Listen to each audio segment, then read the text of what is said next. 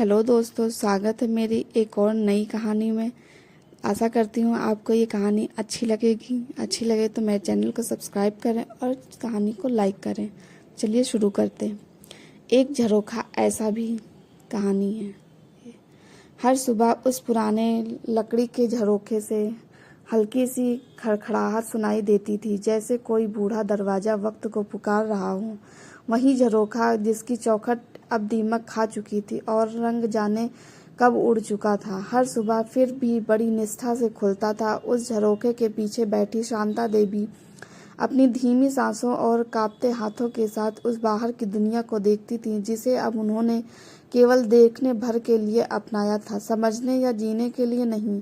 यह झरोखा अब उनका साथी बन चुका था, वही साथी जिसने उम्र के हर मोड़ को देखा था।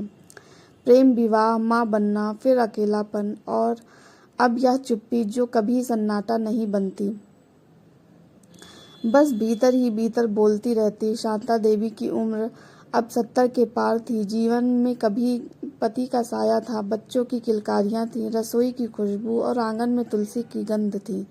पति के गुजरने के बाद यह सब धीरे धीरे कम होता गया। बेटा विदेश चला गया, बेटी की शादी दूर शहर में हो गई। शुरू शुरू में पत्र आते थे, फिर फ़ोन कॉल्स, फिर कभी कभार वीडियो कॉल। अब तो महीनों गुजर जाते हैं और किसी का हाल पूछना भी याद नहीं आता।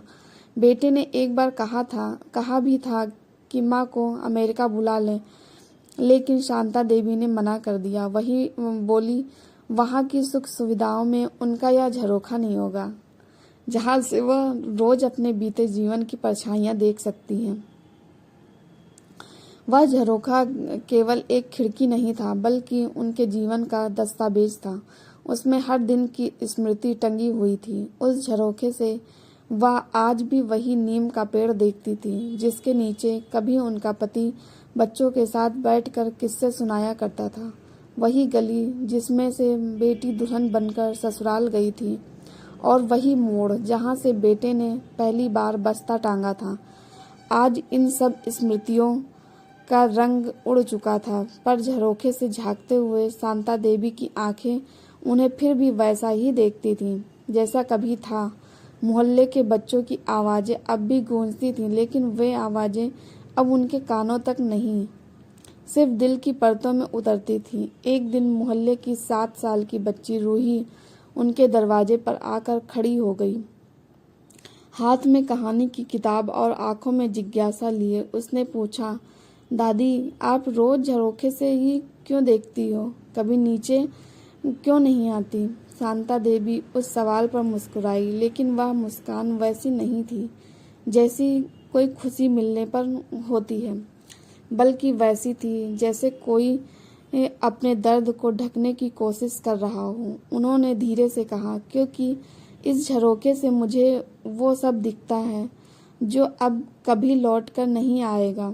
तेरे जैसे बच्चे, तेरा सा हंसता बचपन, और वो लोग जो मेरी दुनिया थे, लेकिन अब सिर्फ याद बन चुके हैं। रूही कुछ नहीं बोली, शायद समझ नहीं सकी, लेकिन उसने उस दिन के बाद रोज शांता देवी के पास आना शुरू कर दिया। कभी कहानी पढ़ती, कभी चॉकलेट देती, तो कभी अपनी मम्मी की कही कोई बात सुनाती। शांता देवी अब झरोखे से सिर्फ देखती नहीं थी, इंतजार भी करने लगी थी।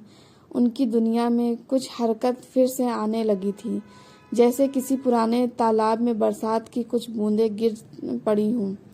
शांता देवी की मुस्कान अब थोड़ी लंबी ठहरने लगी थी, और आंखें भी कुछ ज़्यादा देर तक खुली रहने लगी थीं। रूही की बातें, उसका हंसना, उसका बैठकर कहानियाँ पढ़ना, इन सब ने उस झरोखे को फिर से जीवित कर दिया था। लेकिन नियति बहुत स्थिर नहीं होती। एक दिन रूही नहीं आई। शांता देवी पूरे दिन झरोखे पर बैठी गली में दूर तक आंखें टिकाए रहीं, लेकिन बच्ची का कोई अता पता नहीं। अगले दिन भी न रूही आई, न कोई खबर। तीसरे दिन मोहल्ले में कानाफूसी हुई कि रूही का एक्सीडेंट हो गया है और वह अस्पताल में भर्ती है। शांता देवी के चेहरे पर जैसे कोई ज्वार उमड़ पड़ा। उनके भीतर किसी ने कुछ तोड़ दिया था। वह कांपते हाथों से अपने कमरे के कोने में रखी भगवान की मूर्ति के आगे बैठ गई और पहली बार वर्षों बाद किसी के लिए रोई। 1 सप्ताह बाद रूही पट्टी बांधे कमजोर चाल से उनके दरवाजे पर खड़ी थी। शांता देवी ने जैसे जीवन को फिर से पा लिया हो। उन्होंने बच्ची को गले से लगा लिया और दोनों बिना कुछ कहे देर तक यूं ही बैठी।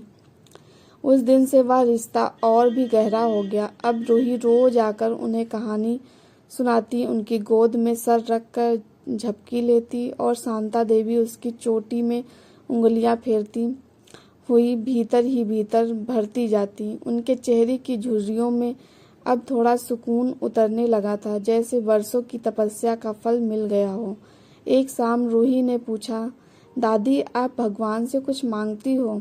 शांता देवी ने झरोखे से बाहर आसमान की ओर देखते हुए कहा, अब नहीं बच्ची, पहले बहुत मांगा था, बेटा बेटी सुख उम्र।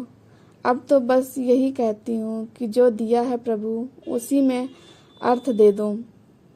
रूही कुछ देर चुप रही, फिर उनका हाथ पकड़ लिया। वो स्पर्श उस स्पर्श से भरा हुआ था जो अक्सर दुनिया छीन लेती है, ममता, अपनापन और जीवन की सबसे कोमल भावनाएं। लेकिन वह झरोखा जो अब संबंधों से भरने लगा था, जल्द ही फिर से खाली होने वाला था।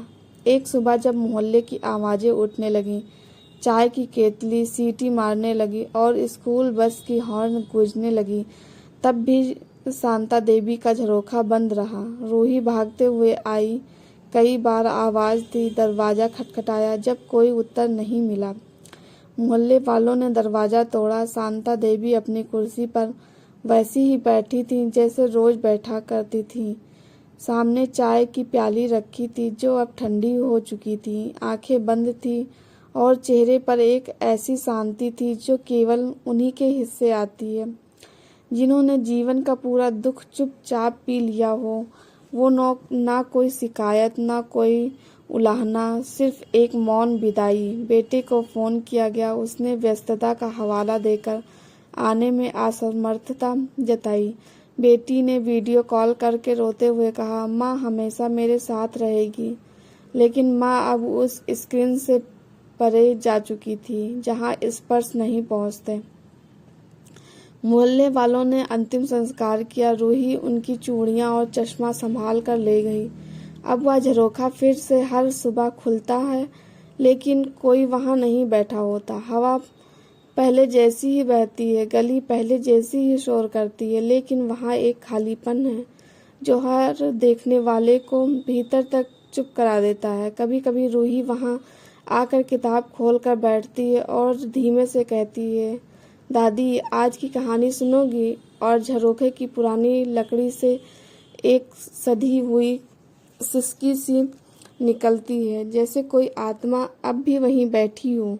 उस बच्ची की आवाज़ को ओढ़े हुए कुछ झरोखे केवल रोशनी और हवा के लिए नहीं खोले जाते। कुछ झरोखे जीवन की अंतिम खिड़की होते हैं, जहाँ से आत्मा बाहर देखती है, दुनिया को विदा करती है और फिर चुपचाप उस ओर लौट जाती है जहाँ कोई प्रतीक्षा नहीं करता। फिर भी एक इंतज़ार बाकी रह जाता है, क्योंकि एक झरोखा ऐसा भी होता है जो सिर्फ खुलता नहीं, धीरे धीरे खुद ही बन जाता है। एक अंतहीन पीड़ा की दहलीज। दोस्तों, ये कहानी आपको कैसी लगी कमेंट करके ज़रूर बताना और मेरे कहानी को लाइक करना। चैनल पर नए हो तो चैनल को सब्सक्राइब करना। धन्यवाद दोस्तों।